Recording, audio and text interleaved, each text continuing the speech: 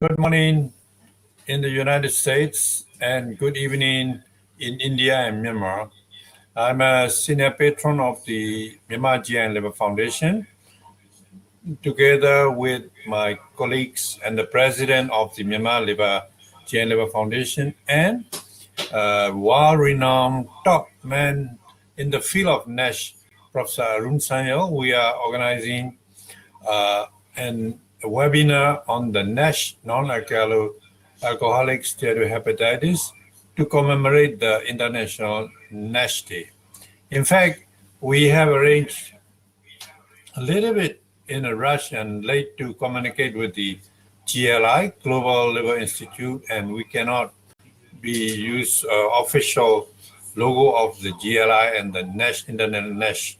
In fact, yesterday, 12 June was the International NASH Day, and we want to arouse the awareness of the NASH throughout Myanmar and throughout the region, because our webinar is now watched by the people from Cambodia, Singapore, India, and other ASEAN countries as well. Particularly in the COVID-19 period, for example, in my country, there's about 3 months homestay. We have reduced physical activity, overeating, watching the TV, to read the books all the time is not possible. So that will favor again the progression of the existing fatty liver diseases. Therefore, it coincides with the International NASH Day, 12 June, and we have to arrange a webinar in commemoration of the NASH, together with my colleague, Professor Anil Arora, who was the president of the Indian National Association for the Liver Disease, and Professor Anil Arora was very active. During the last 1 month, he has organized so many webinars. So today, this event, myself and Anil will moderate together. Professor Anil Arora, could you say something?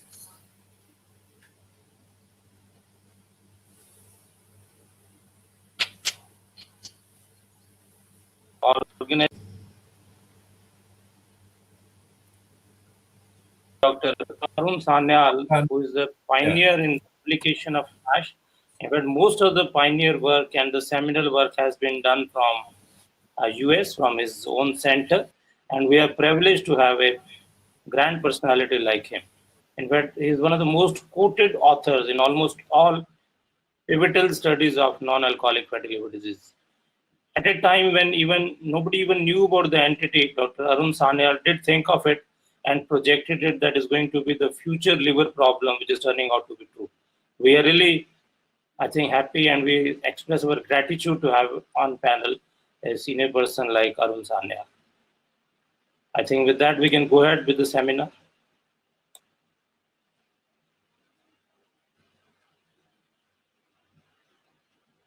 It's Professor Woon Sui, who is the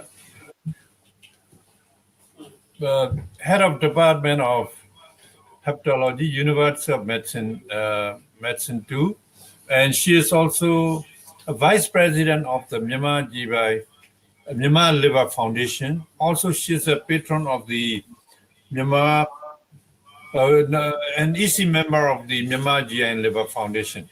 She is very active academically, and she is now currently involved in many liver works as well as COVID-19 work.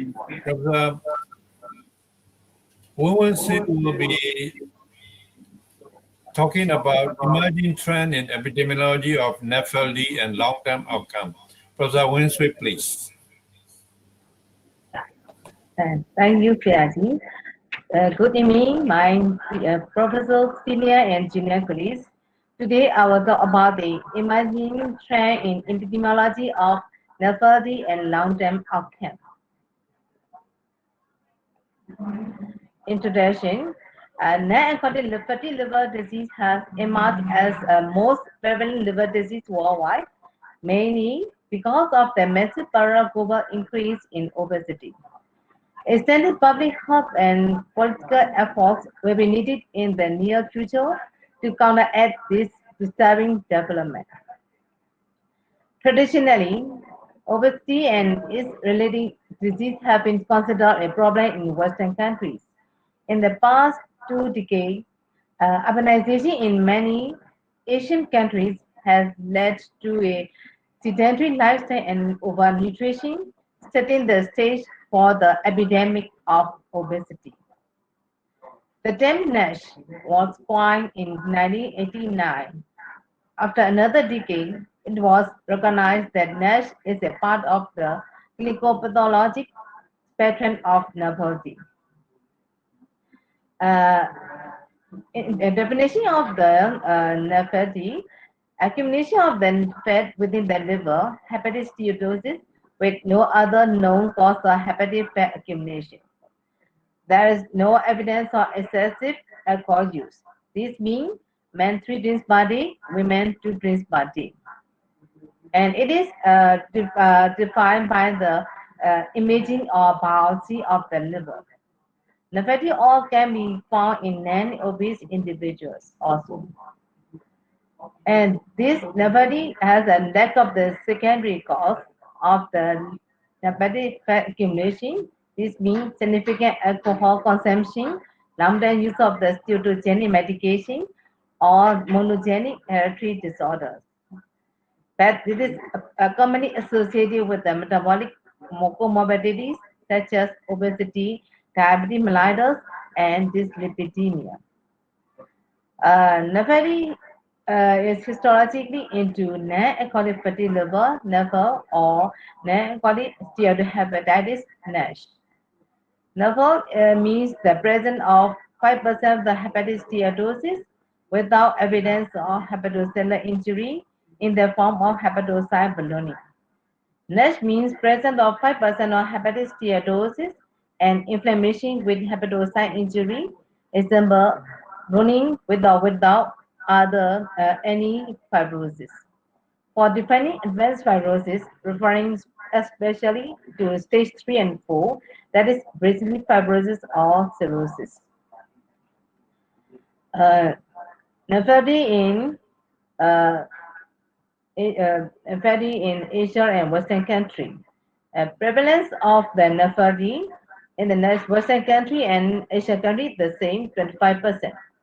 A proportion of the nephropathy patients with the NASH difference in the Western country 20 to 30%, in the Asian countries 10 to 20%. According to the proportion of nephropathy patients with F3-4 steatosis in the Western country 10%, in the Asian country 3 to 5%. Prevalence of nephropathy in subjects with a BMI less than 20%, in the Western country 10%, Asian country 7 to 19%. Currently, the population prevalence of nephropathy in Asia is around 25%, like many Western countries. While hepatocellular carcinoma and end-stage liver disease can lead to the nephropathy remain common, a rising trend has emerged. Around the 8 to 90% of Asians with body mass index less than 25 kg per meter square are also found to have nephropathy. This condition often described as laying on non-obese nephropathy. Although this condition is generally less severe than that in more obese patients, steatohepatitis and fibrotic disease are well recognized. Global prevalence of the overweight and obesity is 39%, and global prevalence of the NAFL is 25%, shown by 2019 hepatology. Central obesity, insulin resistance, and weight gain are major risk factors, and genetic predisposition, such as the PNPL3 polymorphism, appears to be more important in the development of nephropathy in the non-obese population. Lifestyle modification remains the cornerstone of management for obesity and nephropathy, but few patients can achieve adequate weight reduction, and even fewer can maintain the weight in the long run. Recent events in chronic hepatitis B and C therapies, combined with increasing prevalence of obesity epidemic, and other metabolic disorders such as type 2 diabetes mellitus and hyperlipidemia has led to the dramatic rise in nephropathy. So today, nephropathy is a major global health problem and has emerged as the second most common indication for liver transplantation in the USA and is projected to become number one soon. Recent events in chronic hepatitis B and C, and also the increased prevalence of the obesity and metabolic syndrome, and sedentary lifetime, poor dietary habit, overnutrition, and advanced age can cause a dramatic increase in the nephropathy. If the patient with the nephropathy, this may cause the NASH, cirrhosis, liver failure, and hepatocellular carcinoma, which lead to the need for the liver transplantation. As noted previously, due to the growing obesity epidemic now affecting more than 1.9 billion adults globally. According to the recent estimate, nephropathy affects as many as 1 billion individuals throughout the world. Similarly, in the USA, nephropathy affects nearly 80 to 100 million individuals, making it the number one etiology in chronic liver disease. Nearly 25% of patients with nephropathy progress to NASH. However, the true prevalence of the biopsy-proven NASH is difficult to determine, as the majority of the nephropathy patients do not undergo a biopsy. Although the prevalence of nephropathy is increasing throughout the world, there appear to be significant geographical variation. The global prevalence nephropathy is currently estimated to be 20%, and global distribution in the Middle East area 32%, South American 31%, Asia 27%, USA 24%, Europe 23%, and Africa 14%. Due to the increased prevalence of NAFL, the prevalence of NASH is expected to increase as well. The proportion of NAFL cases that progress with NASH will increase from the 20% to 27% by the 2030. Similarly, incidence of the decompensated cirrhosis is predicted to increase by 168% from 39,230 cases annually in 2015 to 105,430 cases in 2030. The prevalence of nephropathy continues to increase, and it is expected that NASH-related end-stage liver disease will become the leading increasing to liver transplantation over the next several decades. The constant burden of NASH cirrhosis on liver transplantation is expected to increase by 59%. There are many numerous studies. According to the numerous recent studies, NASH-related cirrhosis is the most rapidly growing indication for liver transplantation in the USA. In 2017, using the data from the UN network of UNOS database, reported as 162% increase in liver transplantation secondary to NASH from the 2003 to the 2014. Or the liver transplant due to the alcoholic liver disease and hepatitis C infection only increased by 54% and 33% respectively.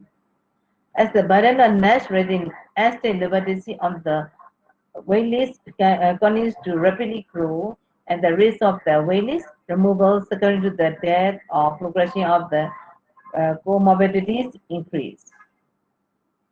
There are so many long-term outcomes in the nephropathy. There are some are the good outcome and some are the bad outcome.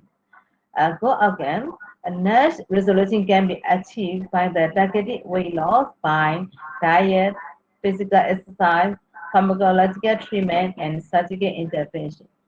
Nephropathy without significant fibrosis can regress completely. Many bad outcomes are liver-related causes and non-liver-related causes. Non-liver-related NASH is the risk of the liver failure, liver fibrosis, cirrhosis, and hepatocellular carcinoma. Hepatocellular carcinoma is risk advanced fibrosis, higher age, family history of ACC, lower serum albumin, higher diabetes, accelerated treatment in diabetes mellitus and chronic viral hepatitis infection. Non-liver risk outcomes, cardiovascular risk and complications. They are very common by the complications as a complication of the nephropathy. Cardiovascular disease like the myocardial infarct, stroke, influenced by the both genetic and environmental diet. Obesity-related complications like obstructive sleep apnea syndrome, and also have the increased risk of developing diabetes mellitus and closely related to degree of glucose intolerance. Another outcome is the hyperuricemia, chronic kidney disease, and gallstone disease. And also very common disease is the polycystic ovarian syndrome, and also have the colorectal adenomatous polyp and colorectal cancer. And there are so many summarized as my topic is number one is nephrology is very common in next few years, and there are many complications and many outcomes. And it is currently population prevalence on nephrology is 25%. And also today, nephrology is a major global health problem and has emerged as the second most common indication for liver transplantation in the USA, and is projected to become a number one soon. And there are many long-term outcomes. Nephrology has a good outcome and also many bad outcomes. And thank you very much and kind attention very for your kind attention.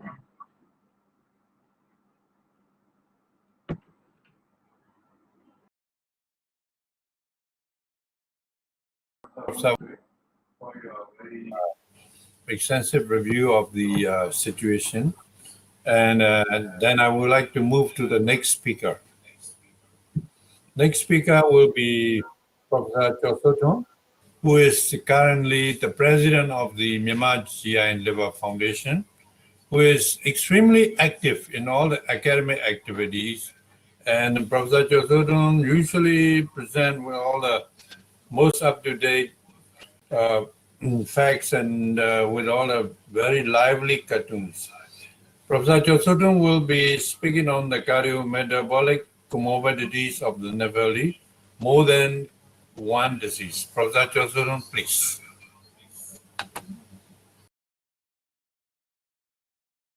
Good evening, Professor Arora.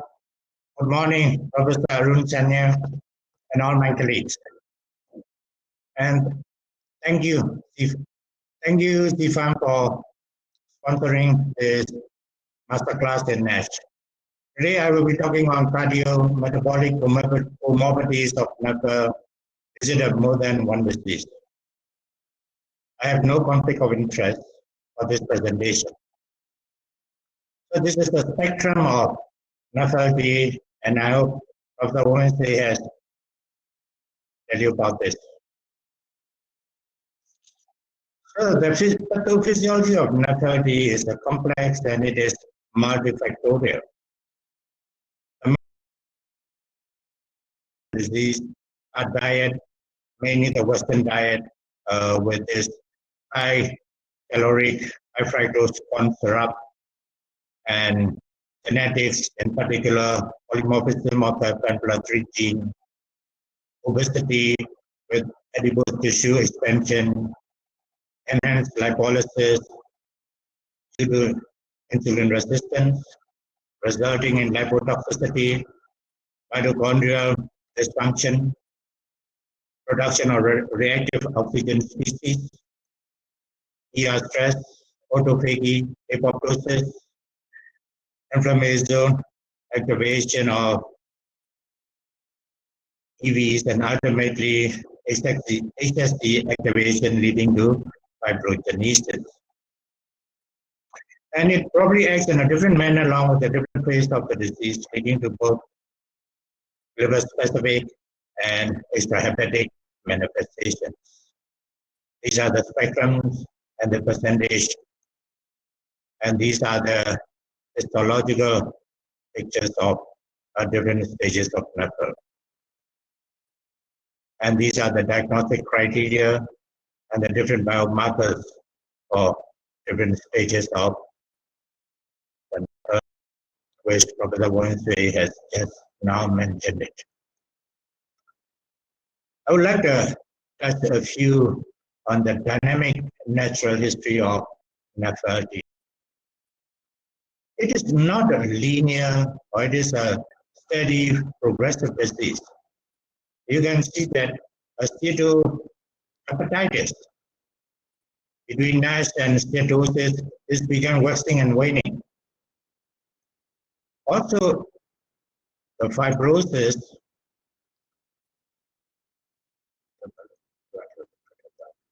there is a rapid progression, or it can regress again. There will be a progression and regression throughout the fibrotic stages. And there are 20% of rapid progressors and majority are slow progressors. So this is this shows the dynamic natural history of NAFL. And then the risk of morbidity and mortality increases with the fibrosis stage. These are the secondary causes of hepatic steatosis, including lean NASH.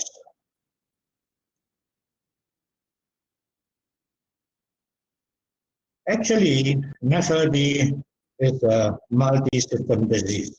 As Professor Wonsui said, the outcome of NAFLD ends up in type 2 diabetes, the cardiovascular comorbidities, kidney comorbidities, obstructive sleep apnea, thyroid, most of all, the malignancies, including other outcomes like psoriasis and osteoporosis.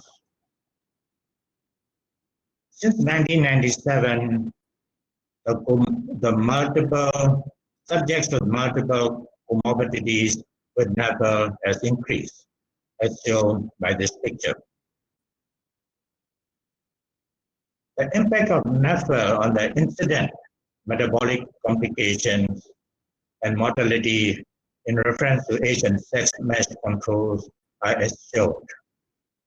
People with NAFL compared to without a NAFL in age MASH controls, they have a 2.6 times higher risk of getting one metabolic comorbidity.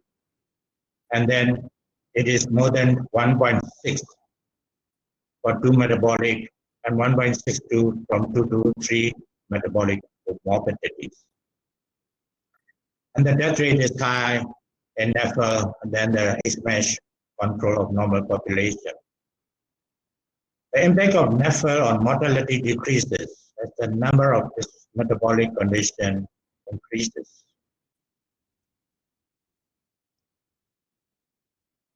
So this is the schematic putative mechanisms for the development of extrahepatic disease in patients with NAFL. As I have already mentioned in the pathogenesis,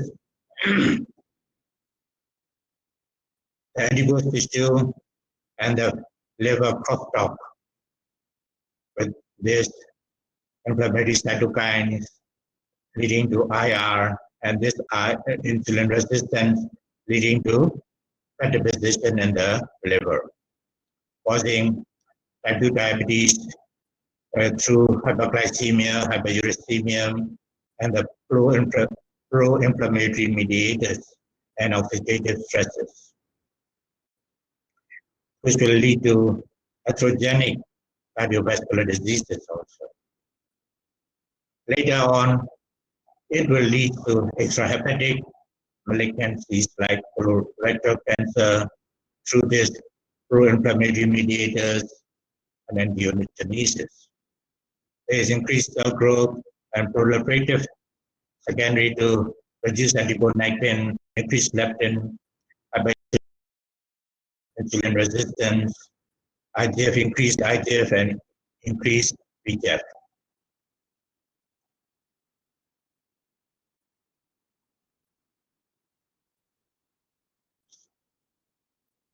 The complex play of NAFL and cardiovascular disease.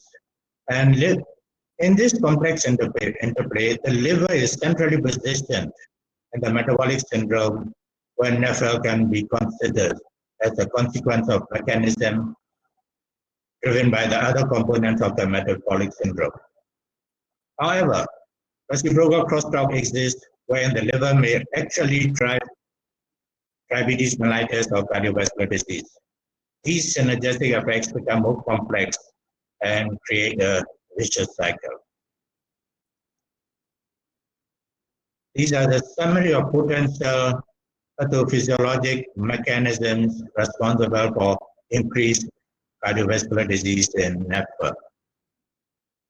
So both the endocardium, the myocardium are involved due to in this NAFLD, where the genetic and the adipogenesis and the dysbiosis has played a role.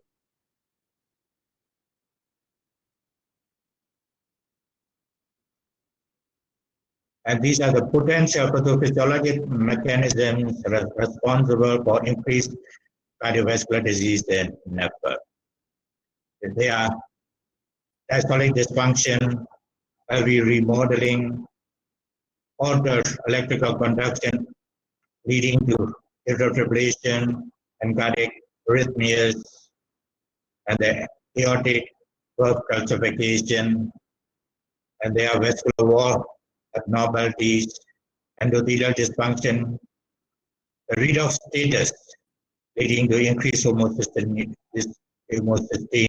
and unaltered homocysteine. They are increased oxidative low density lipoprotein. They are disturbed lipid profile. The angiogenesis is increased. The hemostasis is disturbed with procoagulative activities.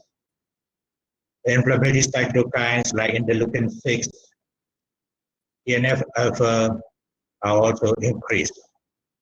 And also the hepatokines, parasite cell signaling are also increased. Other mechanisms causing cardiovascular disease are sarcopenia and hypovitaminosis D. And the genetics, as I've said, PAMPLA3 and TM6SF2 mutation leads to NAFL. If we look at the stroke patients, the biochemical markers in NAFL patients has increased ALT, AST compared to controls.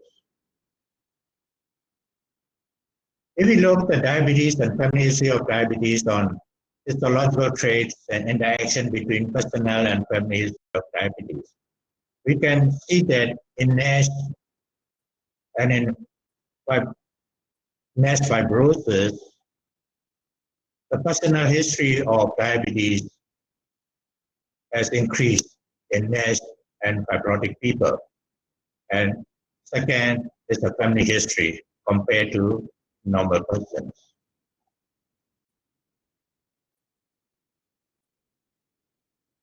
The other comorbidity, the big comorbidity is chronic kidney disease. From NAFL, the common visual obesity, arterial hypertension, atherogenic dyslipidemia, type 2 diabetes, metabolic syndrome, hepatic systemic insulin resistance, leading to low-grade inflammatory state, prothrombotic state, increased uric acid levels, or leading to, they are sharing the common platform for CKD.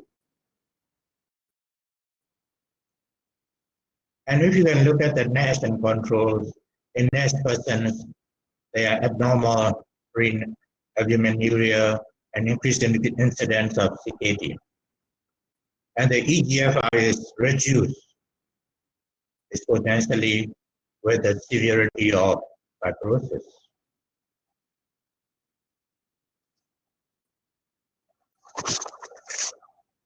The potential mechanism and factors linking this NAFLD and CKD is the unhealthy, high-caloric, dense fiber-poor diet leading to gut dysbiosis, leaking of this lipopolysaccharides, ethanol, short-chain fatty acids like butyrate, propionate, acetate, which the liver has to metabolize. And these liver metabolites can disturb or lead to renal dysfunction and leading to chronic kidney diseases.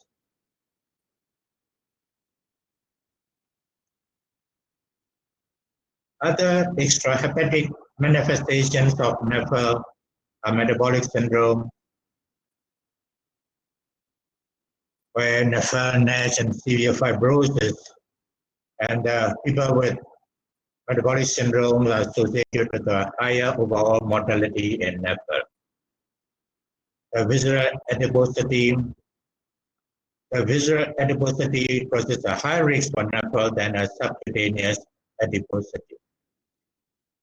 Type 2 diabetes, of course, increases the severity of NAFL, and NAFL can also increase the type 2 diabetes. As I've already stated, the cardiovascular comorbidities are common with NAFL, the chronic kidney diseases, and also hypothyroidism, psoriasis, and PCOS, polycystic ovarian syndrome, are common in NAFLD patients. Not only that, the urolithiasis, osteoporosis, periodontitis, and male sexual dysfunction are common in people with non-alcoholic fatty liver diseases.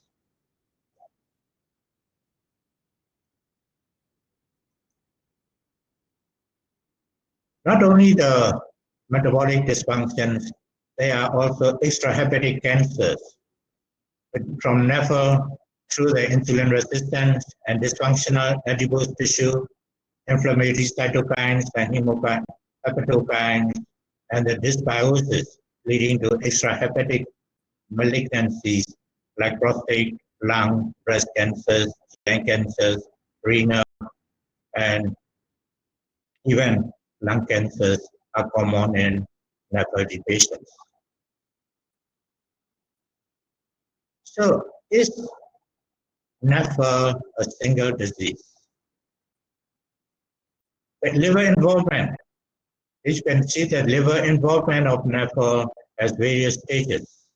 And then NAFL, or maybe sharing the common platform, have so many comorbidities like diabetes, cardiovascular risk, and kidney and malignant risk. And these are the mechanisms through the excessive caloric intake leading to NAFL, obesity, and the risk of CVD. But if we go down to the genetics, the genetic markers for NAFLD is quite different from cardiovascular disease genetic background, if we rule out the obesity and diabetes.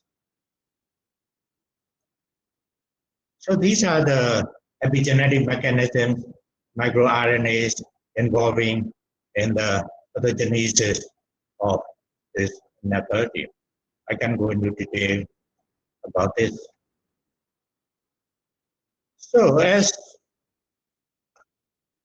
we see, the NAFL is a very important disease, and still with a very big economic burden and with the current lack of FDA-approved therapies, NAFLD involves a highly complex interplay that calls for multi-tissue, multi-omic approaches. These are the multi-omic approaches, finding novel markers, genes, and biological pathways involved in different phases of NAFL. and molecular connections between NAFL and its comorbidities. And these mechanisms underpinning sex differences and probably for druggable targets. So if I have to conclude my presentation, the NAFLD implies that it is a non-alcoholic fatty liver disease, comparing alcoholic fatty the commonality between alcohol consumption causing this ballooning degeneration and steatosis from non-alcoholic users. As we call it at NAFL, we have neglected the most important part of the metabolic comorbidities of this NAFL, which causes the greatest mortality in this NAFLD patient. So this is the one proposed by Professor Arun Sanyal. The metabolic dysfunction predominant fatty liver and alcohol predominant fatty liver. In there, it can be divided into metabolically predominant fatty liver without any alcohol, and then metabolically predominant fatty liver with some amount of alcohol consumption. And also in the alcoholic fatty liver, there will be no metabolic dysfunction and people with metabolic dysfunction. I think with this, we clinicians will be more aware of the metabolic consequences of this NAFLD, and the management approach and management planning will be more appropriate and more beneficial for our patients with NAFLD. With that, I would like to conclude my presentation, and thank you, Zifam and NDCIS, for organizing. Thank you very much. Thank you for your kind attention.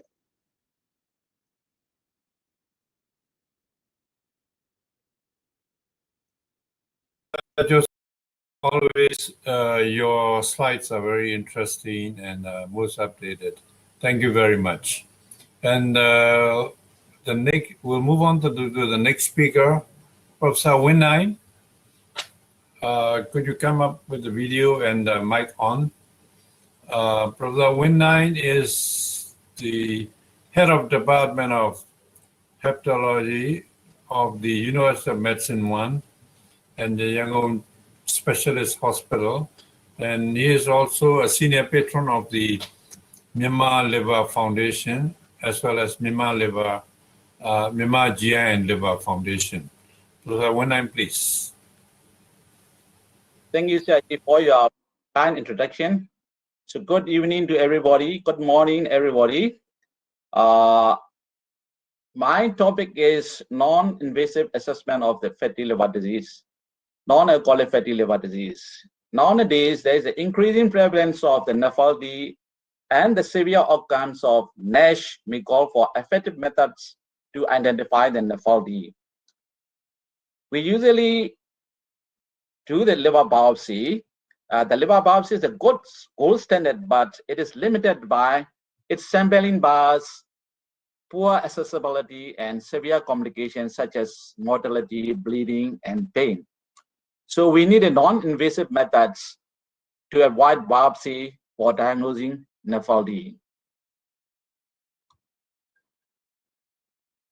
So NAFLD presentation is mostly it is asymptomatic, majority discovered by chance, and fatigue is the frequently present symptoms, and often NAFLD is the incidental findings, incidental abnormal LFT, incidental bright liver on imaging, incidental hepatomegaly, like checkup and then monitoring of the statin, annual reviews, and type 2 diabetes mellitus, hyperlipidemia, hypertension clinic, and we they then make medical insurance checkup and occupational health checks that can diagnose the NAFLD incidentally. So there is a programmatic step risk identification like a metabolic syndrome or other high prevalence group. The history should be alcohol intake less than 14 in the female and 21 in the male units per week. No known pre-existing liver disease. And we did an investigation like liver biochemistry, ALT, AST, etc. We have to exclude or identify other liver diseases, negative HBV, HCV serology, negative autoantibodies, negative celiac serology, and normal immunoglobulins and other ferritin, alpha-1 antitrypsin deficiency, copper, etc. And then liver ultrasound should reveal increased echogenicity and steatosis. So ALT can be normal in more than 50% of the individuals with NASH and 80% of the individual with NAFLD. So liver enzyme is assessing not good for the assessing NAFLD or NASH. So ALT can be elevated in more than 50% of the individual with NAFLD, but without NASH. So in NAFLD, ALT is neither indicative nor predictive of NASH or fibrosis stage. So normal ALT does not preclude NASH or progressive disease, and elevated ALT cannot predict the NASH or fibrosis. So ALT and AST is not sensitive markers for the NAFLD and NASH. So non-invasive tests, proper use of the non-invasive tests can aid risk stratification like a demographics, vibration control, transient elastography, or the laboratory markers that enrich for the development of the NASH and the fibrosis. So the current non-invasive method is useful for assessing NAFLD, including steatosis, NASH, and NAFLD-related fibrosis. And we have to explore the advantages and disadvantages of the measurement of the tools. So in clinical practice, the potential non-invasive biomarkers are used for the tracking of the disease processes, monitoring treatment effects, and explore effective algorithms consisting of imaging and non-imaging biomarkers for advanced fibrosis. So diagnosis of the NAFLD can be done by serum biomarkers and biomarkers panel, fatty liver index, hepatic steatosis index, HSI, steatosis test, NAFLD screening score, or imaging by doing ultrasound, CT scan, control attenuation parameter, or magnetic resonance imaging. So fatty liver index is a prevalent biomarker panel consisting of body mass index BMI, waist circumferences, triglyceride, and gamma glutamine transferase. So for identifying NAFLD with a total score varying between 0 and 100, AURC of FLI for identifying NAFLD is 0.84, as the low cutoff 30 is used to rule out NAFLD, and the high cutoff 60 is ruled to use for positive likelihood of 4.3. So fatty liver index is poorly distinguishes between moderate or severe steatosis from mild steatosis. So HSI, hepatic steatosis index. HSI is a biomarker panel consisting of BMI, diabetes, and the ALT/AST ratio. So AURC of 0.79 and 0.82 and the derivation and validation groups, the two cutoffs 30 and 60 achieve more than 90% sensitivity and specificity. So it is a good specificity and sensitivity.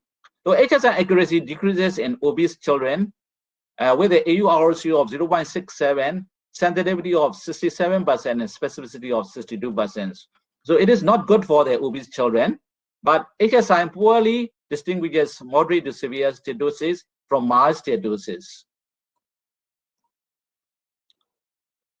Another one is steatosis test. Steatosis test is a biomarker panel consisting of 10 biochemical tests, age, gender, and BMI. So AURC of 0.8 for identifying more than 5% of the fat content in patients with chronic liver disease. So another one is NAFLD screening score. The NAFLD screening score is modeled with age, fasting blood glucose, BMI, triglyceride, ALT, AST, and uric acids. So NAFLD risk score includes 6 lab parameters with an AURC of 0.87 to 0.88. So imaging techniques, we have an ultrasound. This is a first-line imaging test used in a clinical practice. A typical appearance is hyperechogenic liver and sensitivity of 85% and specificity of 94% for moderate to severe steatosis. So ultrasound can inapplicable for detecting steatosis of less than 20% of steatosis in individuals with morbid obesity. The accuracy of ultrasound for hepatic steatosis assessment is affected by presence of severe fibrosis and intra and inter-observer variability. So to detect NAFLD in early stage, the computer-assisted ultrasound or hepatic renal ratio (HR) and US hepatic attenuation area attenuation rate are used to assess the steatosis quantitatively. Another one is the CT scan.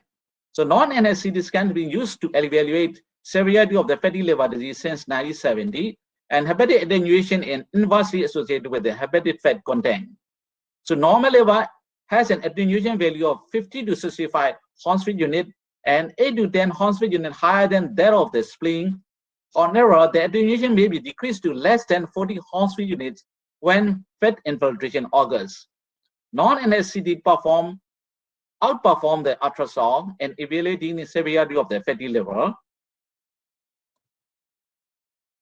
And contrast NASH CT imaging are another CT model and more suitable for severe hepatic steatosis using paraspinal or intercostal muscle because its sensitivity for mild to moderate hepatic steatosis is only 25%. So CT may also be used for the hepatic fat quantification, such as dual energy CT and hepatic attenuation measurement. Although CT is most effective, it is limited by insufficient accuracy for mild to moderate hepatic steatosis, and we have a radiation exposure, especially in the children. Another way is the CAP, Control Attenuation Parameter. CAP is a parameter based on the ultrasonic signals. It's used by the FibroScan with the M-probe with a result of 100 to 400 decibel per minute. The CAP with an M-probe is reported to have an AURC of 0.82 and differentiating any degree of steatosis versus no steatosis. So the cutoff of 240 decibel per minute yields a sensitivity of 69% and specificity for 82%. Another one is MRI. MRI determines steatosis by signal intensity differences on opposite phase of the fat situation in MRI. So MRI drive proton density fat filtration. We call it MRI PDFF. PDFF is a robust non-invasive MRI based method for assessing the hepatic steatosis. So MRI visible protons that combine with the fat in the liver to quantify steatosis by dividing all protons in the liver. So MRI PDFF was significantly associated with the histological steatosis grade according to the NASH CRN grade, independent of age, sex, and other NASH parameters and NASH diagnosis. So MRI PDFF is suspected superior to other imaging tools for the assessment of the hepatic steatosis, and its performance is not affected by the obesity. So MRI PDFF is also regarded as a robust, non-invasive method to monitor the treatment effect. Another one is HMRS. It is MR-based technique that directly measures the chemical composition of the liver, and it is used for the measurement of intrahepatocellular lipid through the calculating PDFF. A high correlation with the biopsy and steatosis assessment and sensitivity of 80% for the diagnosis of liver fat content and more than 5% of the cases. So diagnosis of the NASH is characterized by steatosis, ballooning, inflammation, with or without fibrosis, and which accelerate disease progression. So early detection of the NASH is conductive for prevention of the NASH-related fibrosis. So we use the non-invasive biomarkers like simple serum biomarkers, biomarker panels, and imaging. The first one is the cytokeratin 18, CK18. CK18 is an intermediate filament protein. It is cleaved during the period of cell death containing CK18M30 and CK18M65. So a meta-analysis of the 25 studies reported that M30 and M65 with the AURC of 0.82, the sensitivity and specificity was 75% and 77%. So combining metabolic syndrome, ALT, and CK18 in a morbidity obese population could achieve a AURC of 0.88 compared with the CK18 alone with an AURC of 0.87. The triple combination of the adiponectin, CK18, and interleukin-6 achieved an AURC of 0.90, a specificity of 85.7% and sensitivity of 84.5%. So the difference in the accuracy of CK18 and assessing NASH with the different stages of the fibrosis. Another one is inflammatory markers like the CACL10. It is a pro-inflammatory cytokines involved in the diabetes and obesity. CACL10 is exhibited a moderate accuracy of differentiating NASH from simple steatosis. Tumor necrosis factor alpha and interleukin-8 are common inflammatory markers, which also exhibit moderate performance with a sensitivity and specificity of 72% and 76%. So when combining these two markers with a pyroglutamate, the panel could achieve a sensitivity of 91% and specificity of 87%. Adipocytokines and hormones. So fibroblast growth factor 21, FGF21, secreted by the liver and is another potential biomarkers for the NASH.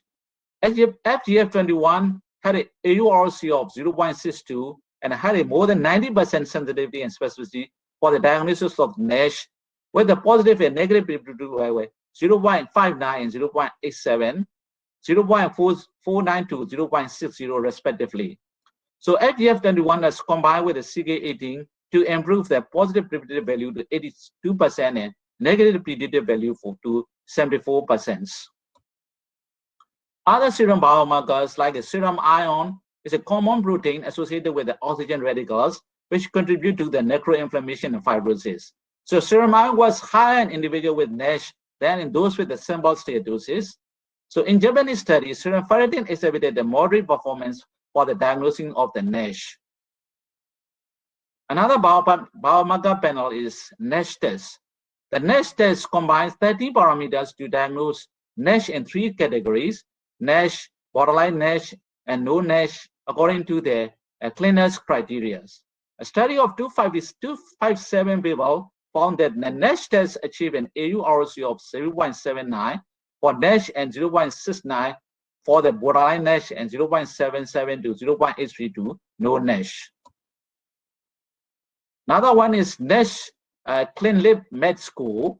The NASH Clean Score is a biomarker panel combining AST, fasting insulin, the PNAP-LE3 genotype at a RS738X409, which achieved an AURC of 0.78 for diagnosing NASH.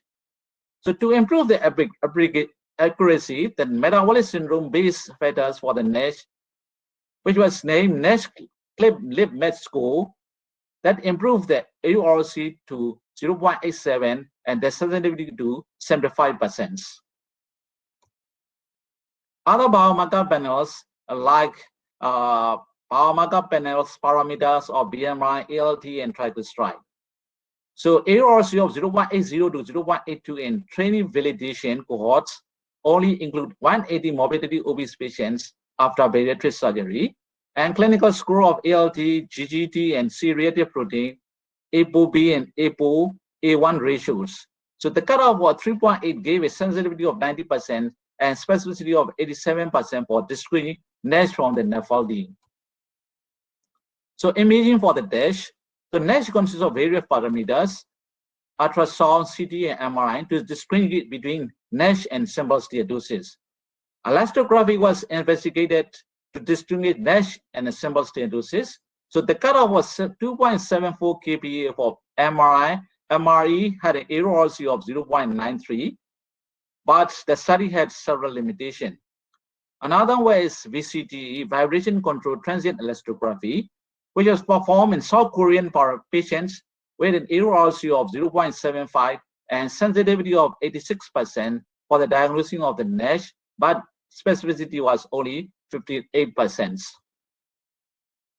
The liver iron accumulation LIC measured by the MR signal decay value is significantly related to nephrotic disease severity and fibrosis progression. So MR-based technology assessing LIC was found to have an accuracy of 0.91 for assessing NASH with a sensitivity of 83% and specificity of 80%. The new biomarkers like circulating microRNAs are potentially regarded as attractive biomarkers for the nephrology. And meta-analysis found that microRNA 34A was reported to have a moderate accuracy of 0.8778. MicroRNA 122 had a poor accuracy of 0.64 to 0.70 for differentiating NASH and a simple steatosis.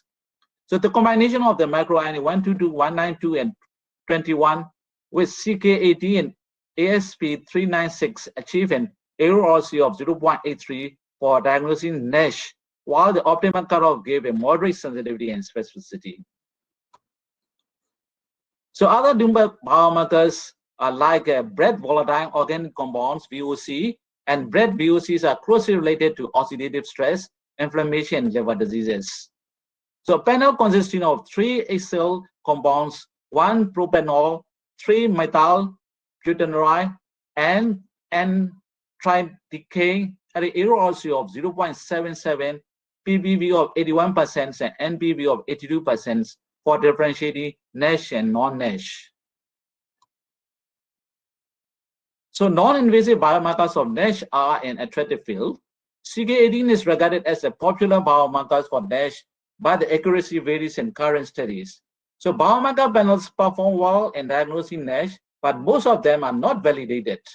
Although the other non-biomarkers, such as imaging and gene biomarkers, they are reported relatively high accuracy. Effective methods should be available, simple, inexpensive, and accurate in clinic. The serum biomarker CK18 are less accurate for diagnosing NASH with the mild fibrosis, which could lead to higher rates of misdiagnosis. So to improve the diagnosis in early NASH, biomarker panels or combination of the serum biomarkers with the imaging may contribute to ruling in or ruling on of the NASH with the early fibrosis. Another one is diagnosis of the nephrotic-related fibrosis. So we can use non-fibrosis, mild fibrosis F0 to F1, significant fibrosis F2, and advanced fibrosis F3, and cirrhosis like F4 and Medavir score. So it is urgent to identify early fibrosis through effective non-invasive method. So proprietary biomarkers like a collagen, procollagen type 3, P3NP, precursor of C3 protein, hyaluronic acids, and TIM1s, they are the markers of the proprietary biomarkers. And another one is NS liver fibrosis ELF test. ELF test is a commercial tool that combines 3 circulating matrix turnover compounds, including hyaluronic acid, P3NP, and TIM1 with age. So using a cutoff of 9.8, in the ELF test identify advanced fibrosis with positive predictive value of 72% and negative predictive value of 97%. Non-proprietary biomarkers are AST to platelet ratio index, fibrosis 4 index, nephrotic fibrosis score, and BART score. So EPRI is the simplest calculation for diagnosing fibrosis, severity, and chronic hepatitis C. And recent meta-analysis reported that EPRI had an accuracy of 0.70 for significant fibrosis and 0.75 for advanced fibrosis, and 0.75 for the cirrhosis. So poor sensitivity of the EPRI was relatively low with a range of 0.33 to 0.73 for different cutoff. FIB4 is a common biomarker panels used for the assessing fibrosis and severity, including age, platelet count, AST, ALT. FIB4 was primarily devised to assess the liver fibrosis severity in hepatitis C patients. An accuracy of value of 0.75 to significant fibrosis, and 0.80 for advanced fibrosis, and 0.85 for cirrhosis was reported in NAFLD patients. On the other hand, using cutoff of 3.25, FIB4 predicted advanced fibrosis with 26% sensitivity and 98% specificity, 75% PPV, and 85% NPV. So FIB4, the two cutoffs may improve PPV and NPV, so avoiding unnecessary biopsy. So the specificity of the FIB4 was 0.35 for assessing advanced fibrosis in elderly individuals more than 65 years of age. So FIB4 is not good for the elderly patients. So NAFLD fibrosis score, NFS is the most common non-invasive biomarker panel for assessing fibrosis severity. It consists of age, BMI, hyperglycemia, AST-ALT ratio, platelets, and albumin. A multi-center study reported low cutoff of 1.455 for advanced fibrosis with a positive predictive value of 51% to 56% and negative predictive value of 88% to 93%. Using this model, 75% of the biopsy could be spared with a 90% correct prediction. So NAFLD fibrosis score was widely validated in different regions. The NFS and FIB4 are recommended to identify those at a low and high risk of advanced fibrosis or cirrhosis and clinical guidelines. Another one is a BART score. The BART score was an essential, easily calculated score using parameter of BMI, aldosterone activity ratio, and the presence of type 2 diabetes mellitus. A score of 2 to 4 increased the risk of the advanced fibrosis by 74, where the AORC was 0.81% to NAP of 96%, low predictive value of 43%. Imaging like the VCTE. VCTE is the first FDA-approved elastographic modality performed by the FibroScan embryonic US-based technology. And this technology measures the velocity of 50 megahertz shear wave that is emitted by a probe in the intercostal space. And the technical failure was found to be more common phenomena, ranging from 6.7% to 27%, and was related to the high BMI. So EMPRO was the most prevalent probe used for the high BMI patient. Second one is a shear wave elastography. Shear wave elastography is a new method integrated into conventional ultrasound for assessing the fibrosis. Can measure the shear wave velocity and provide 2D real-time color map or level elasticity. Should be conducted under apnea. Shear wave elastography reportedly has a high diagnostic performance for fibrosis assessment in chronic hepatitis B patient. And shear wave is better than the FibroScan and acoustic radiation force impulse RFI. And no specific regulations are recommended by the manufacturer for assessing the quality of the measurement. And some studies assess the failure rate of SWE with the reliability criteria for FibroScan. RFI is elastography, alternative tools for fibrosis assessment integrated into conventional ultrasound. It uses short-term acoustic pulses to produce shear wave with the results expressed in meter per second. RFI should be operated under apnea, and the region of the interest should be vessel-free region. The EORC of 0.77 for significant fibrosis and 0.84 for advanced fibrosis and 0.84 for the cirrhosis. MRE. MRE is the non-invasive MRI-based method using a liver stiffness by using modified phase contrast method. MRI can assess the entire liver with a high success rate. It is not affected by steatosis and may be applied in patients with obesity, ascites, bowel interposition between the liver and the abdominal wall. So MRE is available model contains 2D MRE, 3D MRE. 2D MRE is more frequently used for assessing fibrosis and NAFLD patients. 3D MRE had a better performance for detecting of the advanced fibrosis than the 2D MRE. MRE was superior to FibroScan and RFI and common biomarker panels for discriminating dichrotomized fibrosis stage and NAFLD patients. So considering higher accuracy of MRE in diagnosing fibrosis, it is increasingly regarded as a promising surrogate biomarkers for monitoring fibrosis progression and endpoints of fibrosis therapy. Other new biomarkers like the serum DNA methylation and plasma DNA methylation or PPERA promoter was reported to have a good performance for diagnosis of the advanced fibrosis with a cutoff of 0.81 to positive predictive value 91% and negative predictive value for 87%. So biomarker panels are cheap, feasible, reproducible, and good negative predictive for fibrosis, but they are limited by its low positive predictive value. So MRE shows excellent accuracy for fibrosis severity and only be used in some drug studies. Transient elastography, together with the biomarker panels, was widely used for assessing fibrosis, but the efficacy should be evaluated in more independent groups. So it is recommended to combine serum biomarkers or clinical rules with the imaging tools to diagnose fibrosis, which could reduce the unnecessary diagnostic biopsy. So non-invasive biomarkers are used for the progression and therapy and tracking of the disease progression and hopefully significantly increase the risk of the liver disease, morbidity, and mortality. So fibrosis, not a simple steatosis and NASH, increase the risk of the mortality and NAFLD.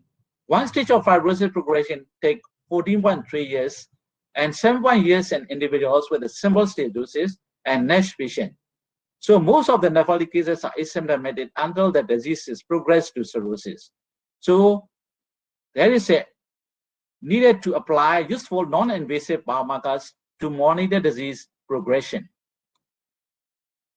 Tracking disease progression, we can use liver histology, APRI, FIT4N, and NFS for the predicting clinical outcomes, ARO-RC of 0.85, 0.89, 0.89, 0.79 respectively. And FibroScan had an accuracy of 0.73 for predicting all-cause mortality. Further studies are needed to determine more effective non-invasive biomarkers for the progression of the NASH to NASH-related fibrosis and progression of the NASH-related fibrosis to advanced clinical outcomes. Regarding the monitoring of the response to therapies, NAFLD treatment, it is impractical to observe the primary endpoint for mortality due to long-term follow-up. So FDA recommends that histological improvement be confirmed when the resolution of the NASH is obtained. However, repeated biopsies hinders the development of the drugs.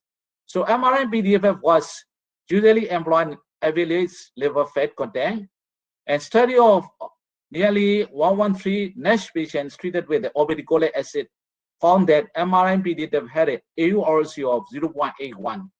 In contrast, phase 2 trial of the cilontinib found that MRI-PDFF had an AURC of 0.70 for the reduced histological steatosis grade. So whether the change of MRI-PDFF could be regarded as an effective surrogate endpoint for NASH treatment should be further evaluated. So MRI-PDFF was used to employ to evaluate the liver fat content change in clinical trial for NASH patients. So monitoring of the response to treatment. So liver function test was regarded non-invasive biomarkers for assessing the monitoring of the treatment effect. While AAT concentration is about 2/3 of patient is normal, the NASH patient usually is a bit spontaneous change in liver function. So ALT changes is usually accompanied by steatosis changes. The change in liver stiffness measurement measured by the MRE was evaluated to investigate anti-fibrosis effect in NASH.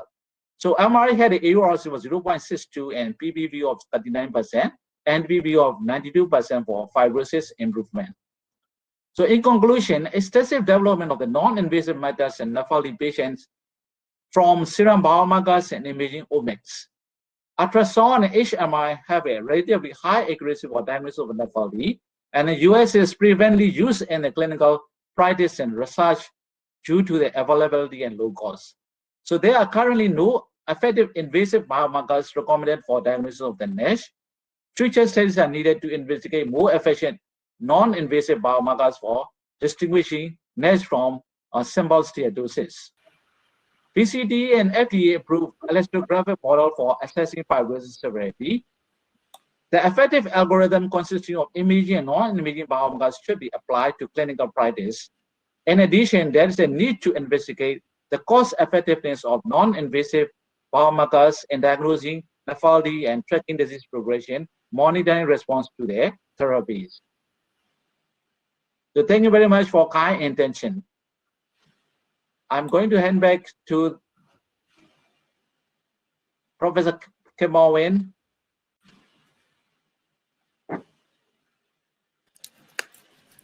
Could I ask Anil to invite and introduce Professor Arun Sanya, please?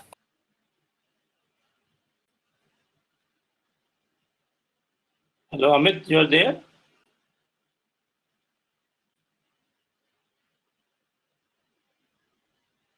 Professor Kim, can you hear me? Yes, sir, we can hear you. Thank you all the speakers for excellent presentation. Till now, what we had, an excellent talk from Dr. Win Sui. She clearly told us the rapid increasing burden of non-alcoholic fatty liver disease. In fact, this is something called visible coronavirus. I'm thankful to Professor Sanyal for having told us about this disease decades ago, even if when most of us were not even aware of it. So this is no less than coronavirus, which is an invisible enemy. In fact, it is a visible enemy which is apparently seen. Then we had a talk by Professor Sotun, who very elegantly tried to simplify the complex, intricate relationship between the metabolic syndrome, cardiovascular mortality, and the renal involvement.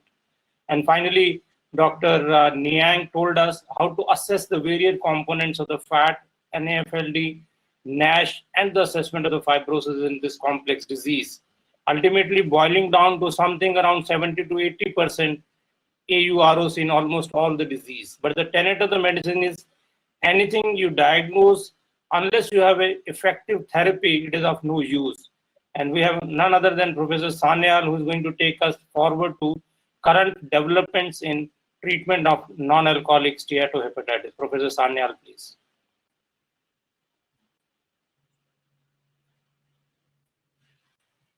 Thank you.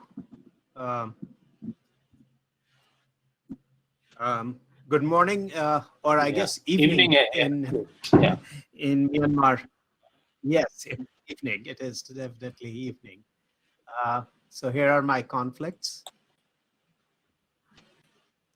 Okay, I think we've already heard that non-alcoholic fatty liver disease often occurs in the setting of systemic obesity and metabolic syndrome. Amit, what are you doing? Can someone stop moving my slides around? Okay, thank you. So it is really important to think about what is happening with our patient. Our patients are at immediate risk, not only from their liver disease, but from a variety of other ailments that involve the heart, their arteries, the pancreas, and the kidneys. And the common element across all these comorbidities, which are commonly present in our patient, is the presence of metabolic stress that is related to systemic inflammation and fibrosis. And so there is common biology that connects all of these different end organ diseases that frequently occur at the same time. Now, the issue with competing risks is that treating one condition without paying attention to the others means they will simply be killed by another disease and not the disease you're treating. So if we really want to improve the long-term outcomes for our patient, we need to improve the outcomes for all of the competing threats to life. And to do that efficiently, we need to get to the root cause, which is the metabolic stress that these patients are under. And this is linked to diet-induced obesity. So weight loss is the most common therapy, as shown in this cartoon. that has been shown to benefit each and every one of these end organs. When we look at the liver disease, there's also literature that weight loss is beneficial. But there are some myths associated with weight loss that is worth talking about. First of all, we claim that weight loss will improve the NASH, and frequently you will hear people say that a patient has to be tried on simple weight loss measures for 6 to 12 months before drugs are provided. Well, let's test that hypothesis. If you look on the left over here, you will look at the number of people who did not resolve their steatohepatitis. And you can see over here that a large number of these patients had weight loss. In fact, you hear that you need 5% weight loss to get resolution of steatohepatitis. If you draw a line right here at 5, you will see that a large number of people lost more than 5% of their body weight, but did not resolve their steatohepatitis. Conversely, if you look at those who resolved their steatohepatitis, you will see that a lot of these patients actually over here, the majority of these patients did lose weight. So weight loss is beneficial, but does not guarantee that you will resolve your steatohepatitis. We also say that you need 10% weight loss to improve fibrosis. If you draw a line at 10% over here, and you look at the number of people whose fibrosis improved, I don't know what's that. Okay. Look at the number of people whose fibrosis improved. You will see that the majority of people whose fibrosis regresses over time actually did not lose more than 10% weight.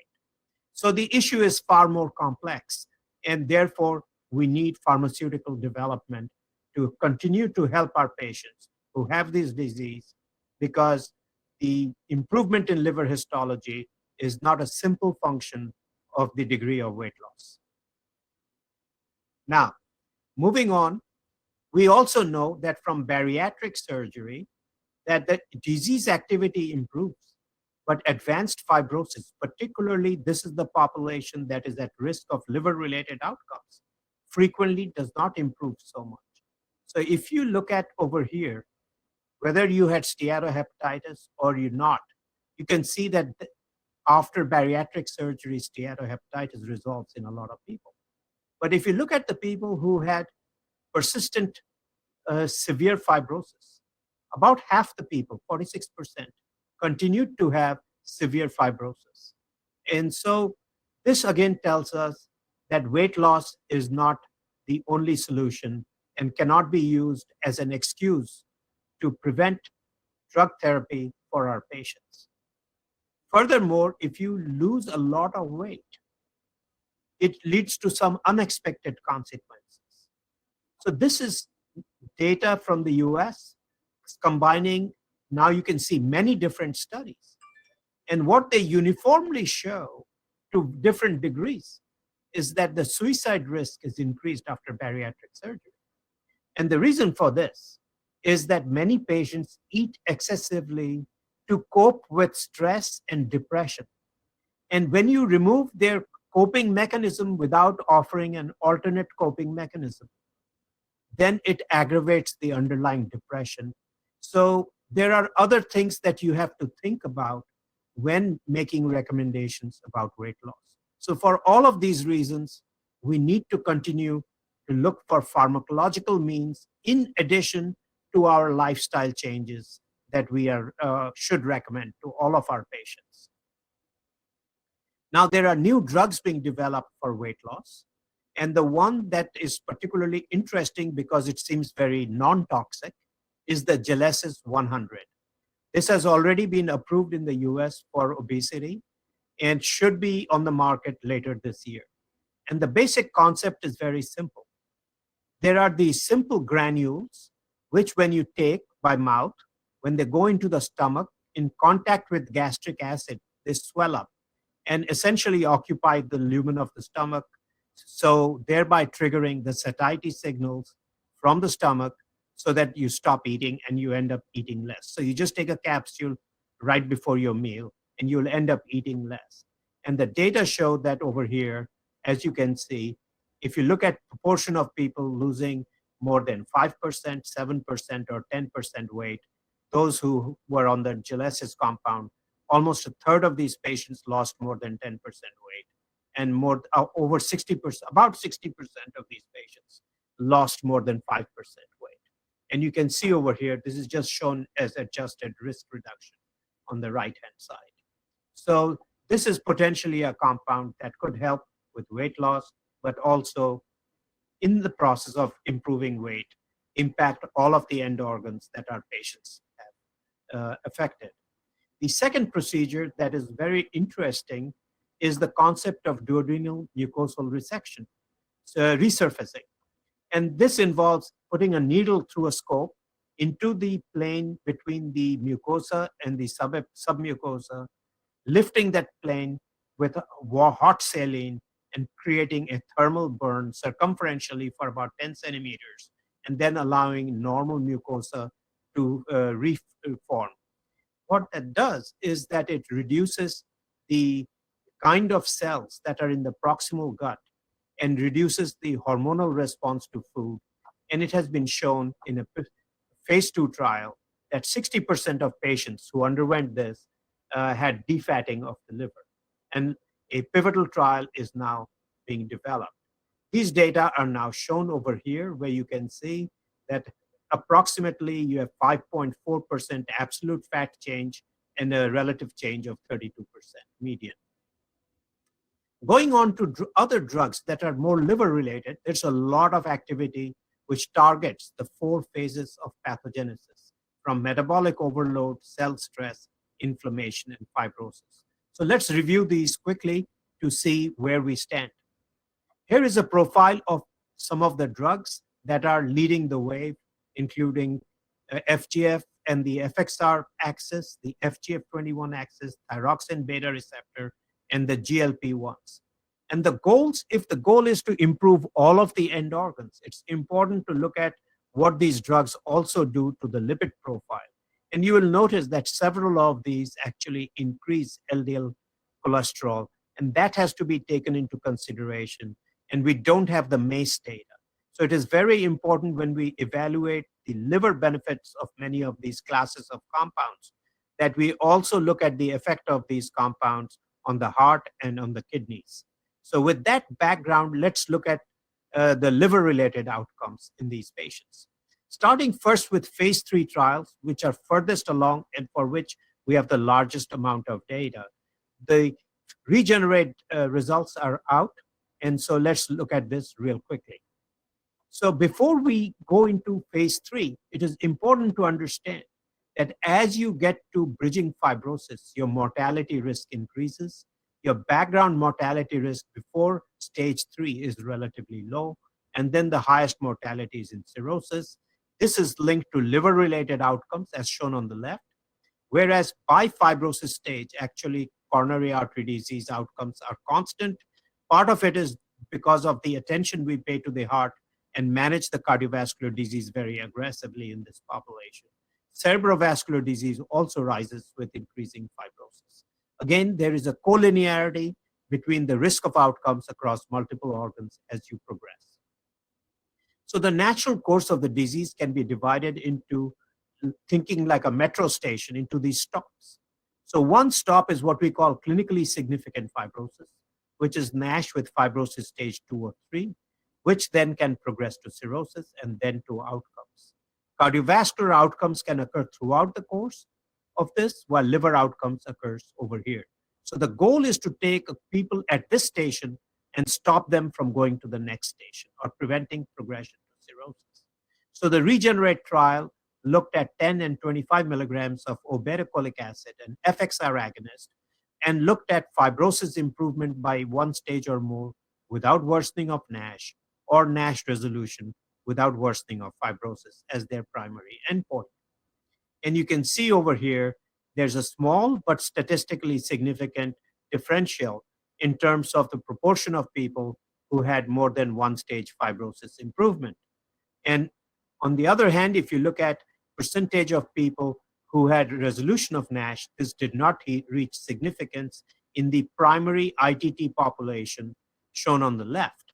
Now, when you include people with stage 1 disease also, not just stage 2 and 3, then these become significant. And this may be partly because of the greater plasticity of the disease earlier in the course of the disease. Now, when you look at the overall pathologist assessment, there are two ways you assess NASH resolution, either by demonstration of ballooning to be 0 and inflammation to be 0 or 1, or by an overall assessment by the pathologist. So when you look at the overall pathologist assessment, it was significantly improved as well. And mind you, this is blinded assessment. We also know that once you get past the 18-month time point at which these histology were obtained, non-invasive measures show that liver stiffness continues to improve over time. All of these together suggest that the drug indeed does improve the liver status, both in terms of injury and inflammation. There is currently a lot of debate on the benefit and risk analysis. We already talked about these benefits, but on the right-hand side, there are rare cases of hepatotoxicity.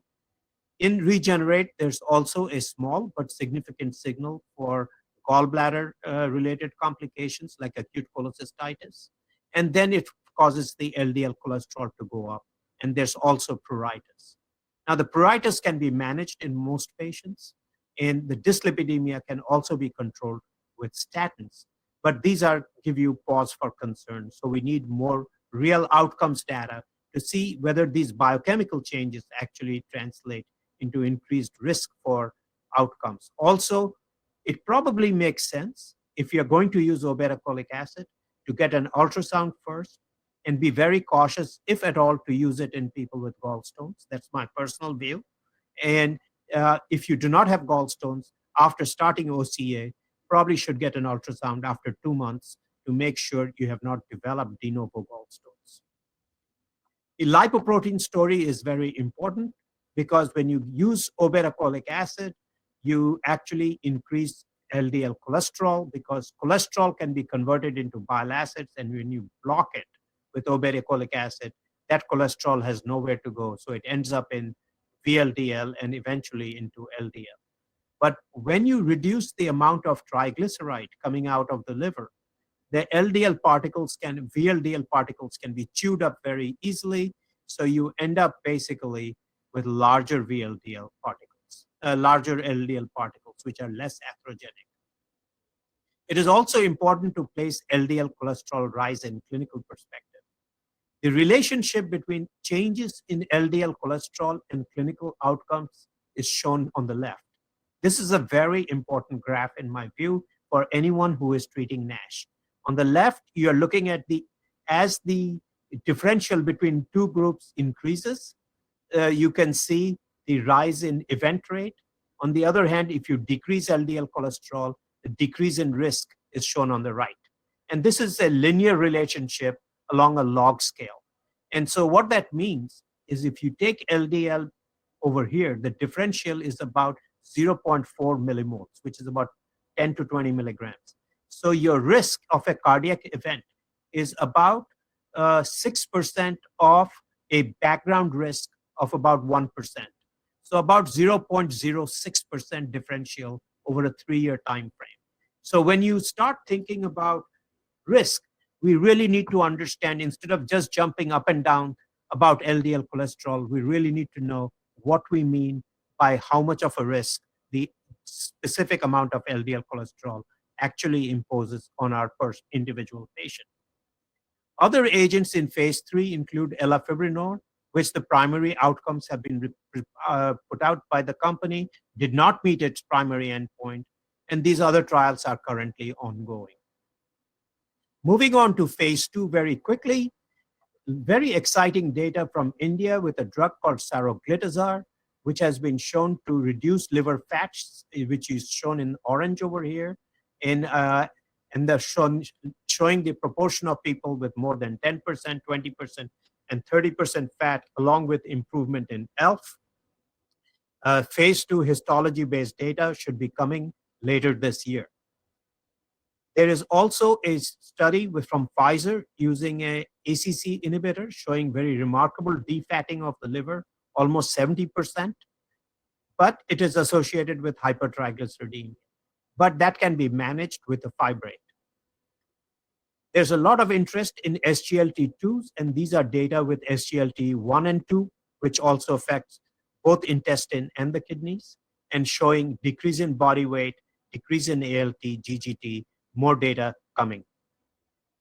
GLP-based therapeutics are very exciting because they improve cardiac outcomes, all-cause mortality, chronic kidney disease, cause weight loss, and now semaglutide is coming on strong, and these are data showing weight loss with semaglutide. These are data with combined GLP, GIP, and GLP, and there's also data with GLP-1 and glucagon agonists. The top-line data from semaglutide were just put out there and produces 60% resolution of steatohepatitis, but did not have a big effect on fibrosis. And time will tell whether the time course of improvement in steatohepatitis will translate into improved fibrosis or not. Lastly, combination therapeutics are coming. It is definitely the future, but it requires knowledge of the population. One size does not fit all. We have to match the mechanism of action to drivers of disease at different points in the course of the disease. The root cause has to be the anchor. So you have to have a metabolic target as the anchor for combination therapy. For early stage disease, you can use 2 metabolic targets, but for advanced stage disease, including a metabolic and antifibrotic regimen makes sense. Very important, should not just blindly follow the pack, and should not try to treat everybody regardless of stage and what is causing their disease at a given stage to treat them with a single combination. So the paradigm for the future is going to be, when you make the initial assessment, we start with weight loss regimen, lifestyle, and with or without drugs, use of statins and fibrates versus saroglitazar for managing atherogenic risk, use of SGLT2 and GLP-1 agonists as indicated if you have type 2 diabetes and have significant risk for cardiovascular and renal outcomes. After a period of initial therapy with these common drugs, you reassess residual active disease, and if they still have fibrosis stage 2 or higher and have active disease, then we want to consider treatment to reduce progression to cirrhosis and liver outcomes, and ultimately then reassess periodically to document that the health of the patient has actually been improved. At the end, all drugs being developed will need to show that you're reducing mortality, reducing healthcare cost, improving the functionality of the patient, and the quality of life. So I will stop there and be happy to take questions.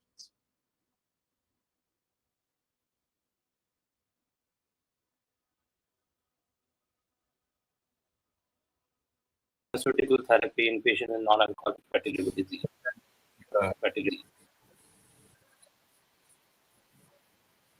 With that, we come to the end of the formal session, and I think we will start taking the questions from the audience.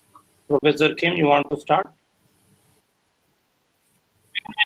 At the beginning, may I ask Professor Kanyal, so in the current regimen, what is the indication in a patient who comes to hepatologist for treatment of NASH? Which patient do you select for pharmacotherapy, and with which drug to begin with? So the first, as I said, I look at the overall profile of the patient. If the patient has type 2 diabetes, particularly if they have type 2 diabetes and have significant cardiovascular risk, and they have relatively early disease, that is up to stage 2, their risk up to stage 2 is predominantly cardiovascular. So for those patients, I would focus and talk to their endocrinologist or primary care physician about initially managing them with a GLP and a SGLT2, either alone or in combination. Now, I would reassess that patient at some point in time to see if their liver stiffness is worsening towards stage 3. For those who already have stage 3 or have advanced fibrosis, you will need something more than just starting with simple treatment. So you start with your metabolic stuff, but then you have to think about what other drugs can you use. Now, depending on where you are, if you have access to obeticholic acid, or you have access to what drugs you have access to. If you don't have OCA and you do not, I have to point out that saroglitazar, the data for the liver disease is still very early. We don't have, it may very well be the magic drug, but we don't have that evidence yet. So in the absence of those, you are left with pioglitazone and with vitamin E, again, as your, the drugs that are commonly available. Now, GLP-1, so your list is GLP-1, pioglitazone, and vitamin E, followed by SGLT2 inhibitors in terms of the evidence to support liver treatment. So again, I would, if a patient is diabetic, I would start with the GLP-1 if they can afford it. If not, consider one of the alternate drugs. If they do start pioglitazone, it is very important that an aggressive attempt to do lifestyle intervention is also made to minimize. We have shown previously that using that approach, you can actually minimize the weight gain that is associated with pioglitazone. And I think probably the best evidence for improved histology and fibrosis is with pioglitazone followed by vitamin E. Professor Kim? Professor Arun Sayal, there is a question asked by the audience regarding the colorectal cancer screening. Is there any specific guideline? Professor Wumezi has said above the age of 50, people should be screened, but how often, what is the guideline or something for us to follow? There is no formal guideline means that a society has put its stamp on it. So there, to my knowledge, there is no guideline yet. But there is evidence that patients with NAFLD tend to get adenomas, high-risk adenomas earlier, and they even carcinomas earlier at a younger age. And so in general, there is already a trend that we are seeing colorectal carcinoma at an earlier age. In the US, the practice guidelines have now started shifting towards starting screening at 45 instead of 50 years of age. So certainly in our patients with NAFLD, what I do clinically is that at 45, I will start the screening process. If they have a family history of colorectal cancer, I will start it at age 40. Age 40. Now, it's not necessarily evidence-based, but because of the family history, I shift it up a little bit. But that's my best guess in the absence of huge amount of data. Here is where the FXR agonist will also be pretty useful, because these are the drugs which are known for the change in the microbiota, gut microbiota. They are known to decrease the incidence of colonic adenoma. You think that will be a collateral advantage of OCA? FXR agonist, yes. Which drug? OCA? Yeah. Potentially, but you have to generate the evidence to actually say that. Without data, in God we trust, everybody else needs data. Professor Arun Sayal, Dr. Ahn has asked how soon the NAFL will be changed to MAFLD. It will not. So I have to tell you, since you opened that question, let me give you a little historical background. When we wrote that paper with Jacob, the idea was to raise awareness and to discuss that non-alcoholic is not a good terminology and that we need to really have a conversation about this. And originally the idea was that at EASL we would have sort of a larger multi-stakeholder discussion about it. But somewhat to my dismay and surprise, a paper showed up in Journal of Hepatology which claimed there was an international global consensus on the changing the name, which had not a single person from the US on it. Now I can tell you the reason we wanted caution was because 25 years ago, this disease was in the realm of academia. Okay, nobody cared about NASH. As Anil mentioned, we were studying NASH when nobody cared about NASH. So at that time, we would have these very vigorous debates. But now, over 20 years, we've had many conversations with policymakers, with WHO, with government health agencies, insurance companies, etc. They've gotten used to a certain type of nomenclature. We still have major challenges in educating our colleagues in the diabetes world and family practice. That is where most of our patients, that's where they live. And so by switching gears midstream raises the potential for worsening that confusion. Number two, we already have ICD-9 codes that have been developed, and there is a huge process for changing ICD-9 codes. And by changing name midstream could affect access to care and reimbursement for care for patients with this disease. Lastly, when we did a patient survey, many patients, at least in the US, say that having the word non-alcoholic allows them to talk about what they have with their family, with their friends, at their work, and they are not labeled as someone who is an alcoholic, because any other liver disease gets labeled as alcoholic. Last but not the least, the term metabolic, MAFLD, is a really poor choice of language because alcohol liver disease is also metabolic. That's how alcohol causes liver disease, by altering metabolism and the redox state in the liver. Wilson disease is a metabolic fatty liver disease. So replacing one bad terminology with another bad terminology also does not accomplish much. So yes, no question that non-alcoholic is a very poor term because it's a non-term. But when we change, at this point, given where the field sits, it has implications. Plus, where the field is going is subsegmenting the population in terms of risk. A very important question is, why do some people get a heart attack first? Some people get cirrhosis first. Some people get CKD first. How can we subsegment these populations? And maybe we should be more forward thinking in terms of, if we're going, when the time comes to change nomenclature, be more forward thinking and integrate the science and the data generation, which is coming now, with our regulators and policymakers and WHO and people, so that it is everybody is in synchronized step rather than in dyssynchrony. And so there is actually a paper that has been now accepted in hepatology to rebut the paper in Journal of Hepatology that should be coming out. It's accepted. It should be coming out in the next week or two.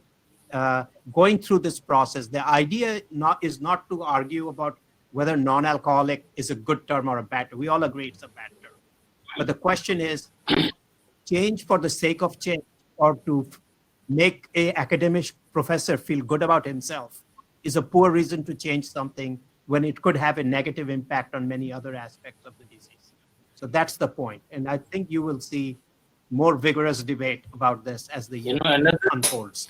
Okay, very clear. Thank you very much. The last question for you, Professor Arun Sanyal. What is the dose of Gelesis? It's a Gelesis 100. So you get the, so they're 100 milligram capsules. So it's a pretty small capsule.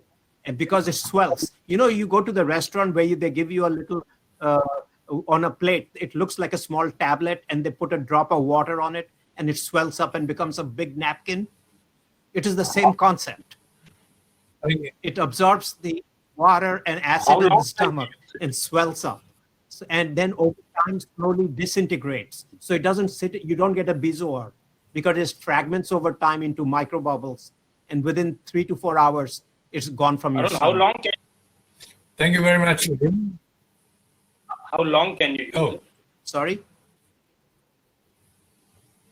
Gelesis you can use, you take it with every meal. You just take a pill before you start eating. You just reduce it down. Yeah, you can take it because it's non-toxic. It's not absorbed in your body. What you eat, you poop out. So it has no toxicity associated with it. So that's the beauty of it.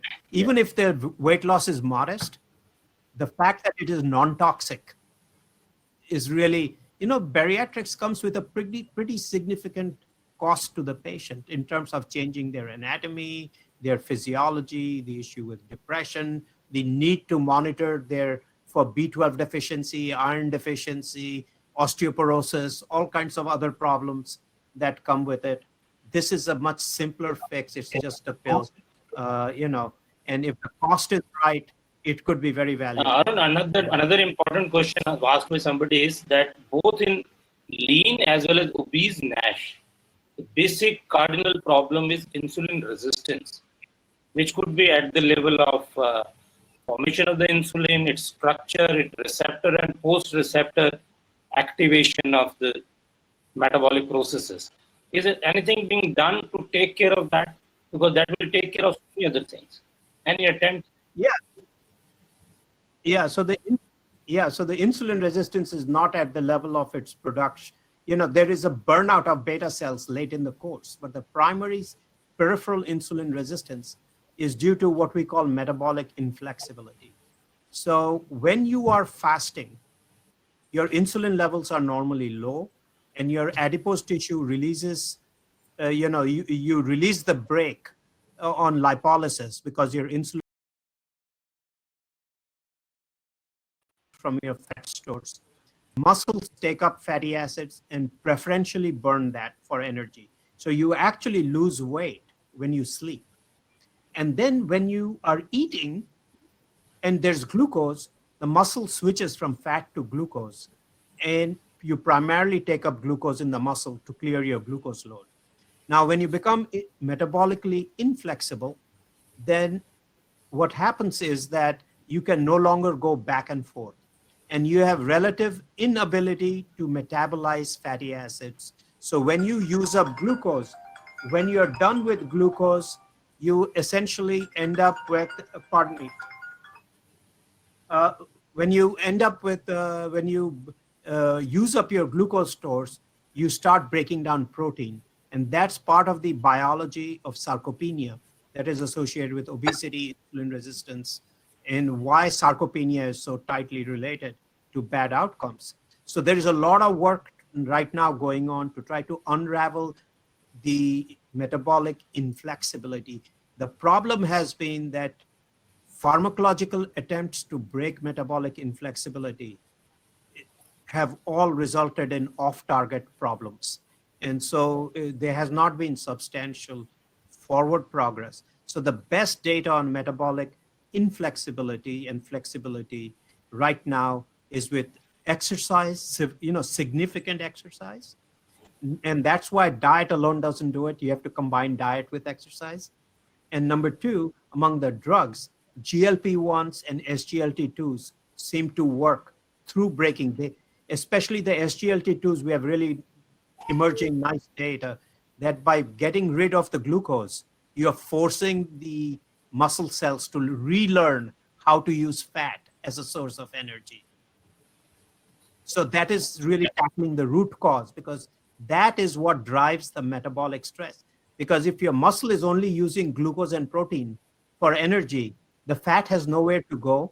The fat goes back into the fat store. So you cannot even lose weight if you exercise. Or it goes into the liver, or it goes into the heart. So we know that the heart failure with preserved ejection fraction is associated with increased myocardial fat. We know there's fatty liver disease. And even in chronic kidney disease, we now know there's increased renal fat stores. So there is a systemic lipotoxicity, which is at the root cause of all of these different end organs. And even Alzheimer's disease, which is now being connected with obesity, is related to this lipotoxicity and neuroinflammation. So the future lies with GLP agonist and Thank you very much. SGLT2. Well, there may be other ways to tackle metabolic inflexibility. This is a very active field, but there are a lot of approaches. But I think the future lies in finding drugs that will affect all of the end organs.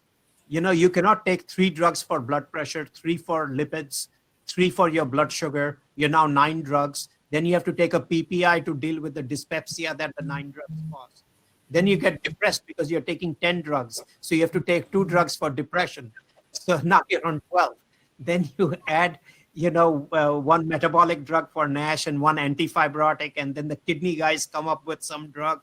Now you're talking 16, 17 drugs. So as we increase the number of drugs, the incremental value of the drugs becomes less and less. So I think the future is reductionist, which is reducing the number of drugs, but increasing the impact of the drugs on all the end organs. And I think that's probably a good place to stop this webinar. Yes, because it's almost 10 p.m. and we have a night curfew at midnight, 12 p.m.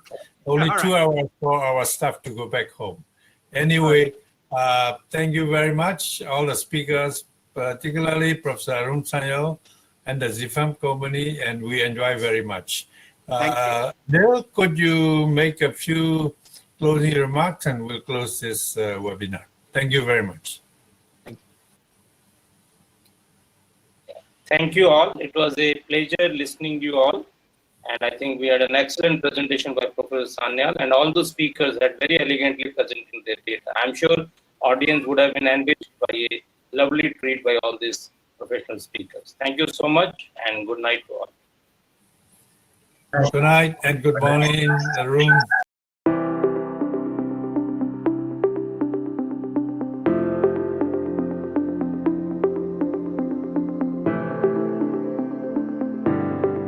Zifam, caring for well-being.